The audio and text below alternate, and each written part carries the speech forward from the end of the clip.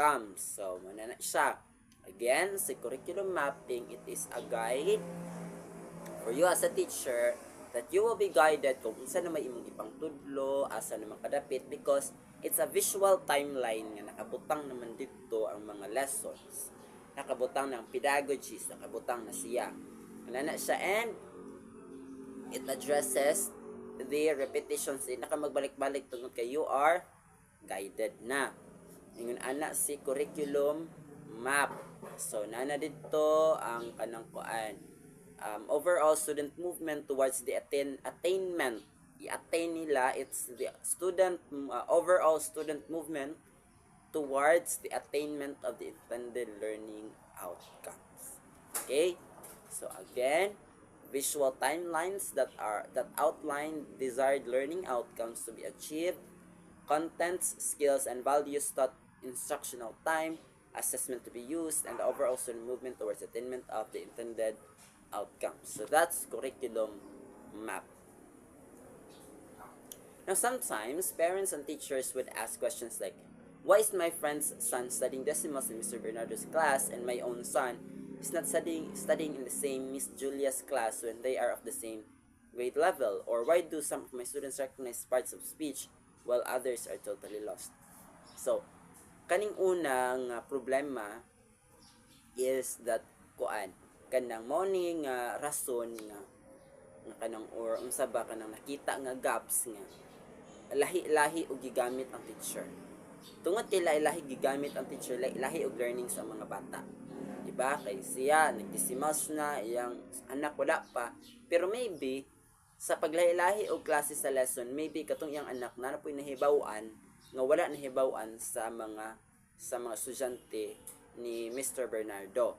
So ingon ana sa curriculum map manggod, posible nga kada teacher lahi sila og ginagamit nga kanang written curriculum apan bisan pa maglahi-lahi pareha ra og kadabitang. For example, iyaha sa iyang first quarter din niya gitudlo, katong isa kay ang kaning gitudlo sa pikas nga pang first quarter, sa second quarter na niya gitudlo.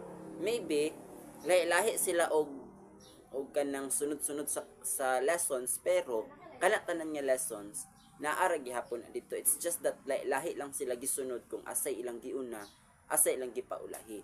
Posible ngayon ana. So mana makita po nato nga kada teacher lahi jud sila og lahi sila ginagamit nga mga curriculum maps. Lahi lang gigamit nga curriculum maps.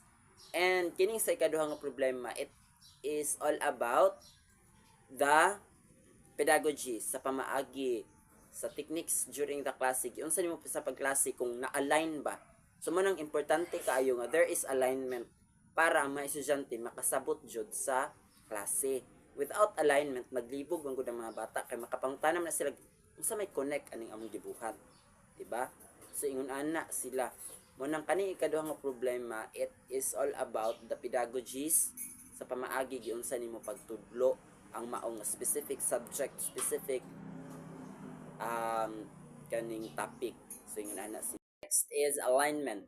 Either vertical or horizontal will also develop interdisciplinary connections among teachers and students between and among courses. So when we say vertical, kana bitaw ang ilahang ang ilahang for example, ilahang lesson karon connected na siya sa ilang mga previous lessons. For example, grade 3 student, kanang iyang lesson karon sa teacher connected na sa iyang mga lessons atong grade 2 pa siya, atong grade 1 pa siya. So ingon ana si vertical alignment.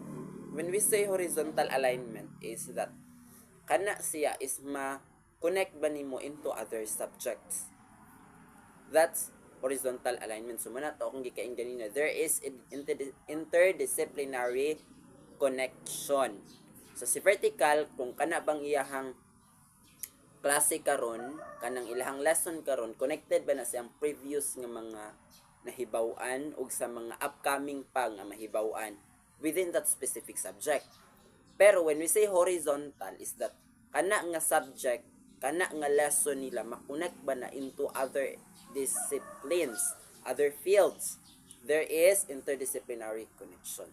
So ingon ana si alignment. there is alignment pod. Next.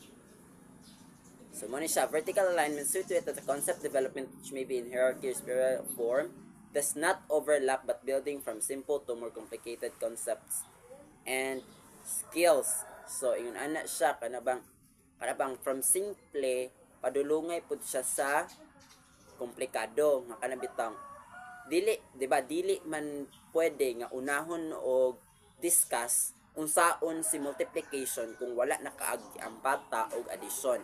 Masayon si addition kaysa ni multiplication. And si multiplication pod is major step, si addition is major step siya sa multiplication tungod kay ang gibasihan sa multiplication is si addition. So from simple up to complicated concepts, ingon ana si vertical alignment. Mura ra gud og before nimo tudluan unsaon paghimo og paragraphs, tuduan sa nimo ang bata unsaon man ipaila ang letter, unsa man nga letter, letter A, letter B, after ana ang ilang sounds. Pag human sa sounds ana nila a, b, k, di ba ana man na siya. Pag human ana dito na ka sa words kanang mga simple word, mga kwansa, mga ba, mga da, mga ka, di ba ana pa man na siya. After ana words na katong mga dog, ana mga cat, ana na siya. Pag human ana dito na din after sa word, dito na din sa sentences. Okay, she is beautiful, di ba? Simple pa kayo. Pag human ana sa sentences, usa na mo sa paragraphs, di ba? So that's vertical alignment from simple kaayo up to complicated concepts. It's vertical alignment. Pag abot ni horizontal alignment, pacing guide, make all teachers teaching the same subject in grade level follow the same timeline and accomplishing the same learning outcomes. Mao po ni ang ginabuhat po sa kinibitang sa DepEd. Diba sa DepEd is I think uniformed man ata ng ilahang lesson plans, ang ilahang time frame, uniformed na ilahang time frame. So ingana si horizontal alignment. Okay, so uniform ang ilahang timeline and ang ilahang learning outcomes. Okay, mao man na ilahang motto, no one will left behind. So dapat uniform sila tanan para walay mabiyaan. Okay, next we have the sample for curriculum mapping. So example A, mo ni siya. Makita na to ng content standards, performance, learning competency, and then learning materials. I think this is for elementary. Science 3. Okay, now lang taon na to. Sa ilang first quarter, mo ni sa ilang first quarter. Mo ni ang ilahang content, properties, characteristics of solids, liquids, and gases. So, dayon na content standards, the learners demonstrate understanding of na diha. Dayon, performance standards na pwede nakabutang, and then learning competency, and then learning materials. So, nakita na to nga guided na jud ang teachers. Kay na naman diha tanan, ikaw as teacher lang taon na lang na nimo, then imuha na siyang sundon sa lang taon nimo ang content sa imong itudlo ron. So, dira ka sa characteristics of solids, liquids, and gases. Karon lang taon nimo ang standards of content, student standards. The learners demonstrate understanding of ways of sorting materials and describing them as solid, liquid, or gas based on observable properties. So kana mangita kag pamaagi pedagogies nga kana ma-attain na sa mga estudyante, like performance standards pod, then learning competency pod, mangita kag pamaagi nga imuha ng nakuan ma-achieve sa imong mga estudyante. And then nakabutang pod ang learning materials. Diba, ibutang nimo diya unsa ang libro katong sa reference, ingana siya. Same ra pud aning sa ubos niya, changes that materials undergo, mauna siya content and content standard, ngan ana siya. So that's curriculum mapping, nakasunod-sunod na siya. So ma-address jud ang repetition, di na ka magbalik-balik kay nahumana naman na dito na pud ka sa pikas. So that's an example of a curriculum map, nakabutang na diha tanan. Sa elementary to siya, okay.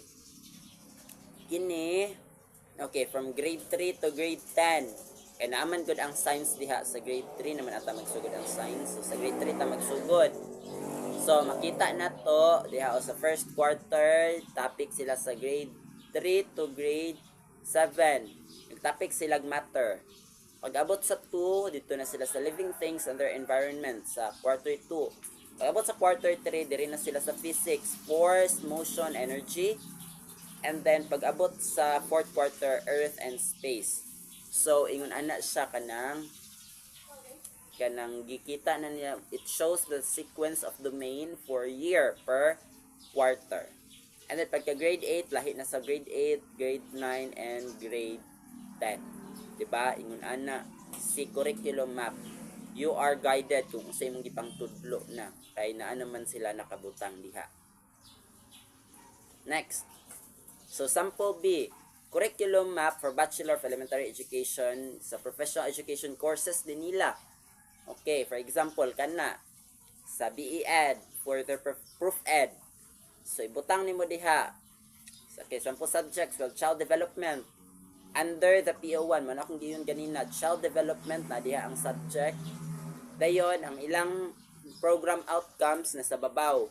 PO1, PO2, PO3, PO4. Di ba naman na sila yung mga unsang PO1, unsang PO2 nakabutang po na dito man sa syllabus. Karon ibutang lang ni PO1, PO2 or mas mubo. And then child development man yung subject, facilitating human learning, social dimension, teaching profession, hindi ha.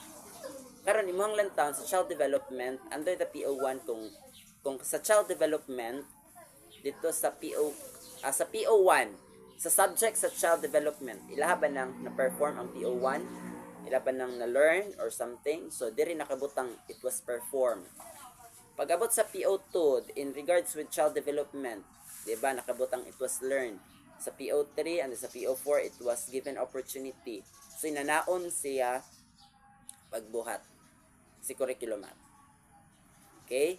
So ibutang nimo diha under sa si child development under sa PO1. Ihaba nang na-perform, na-learn or na kuan, given opportunity, same ra po sa other subjects. Ingon anaon si curriculum map.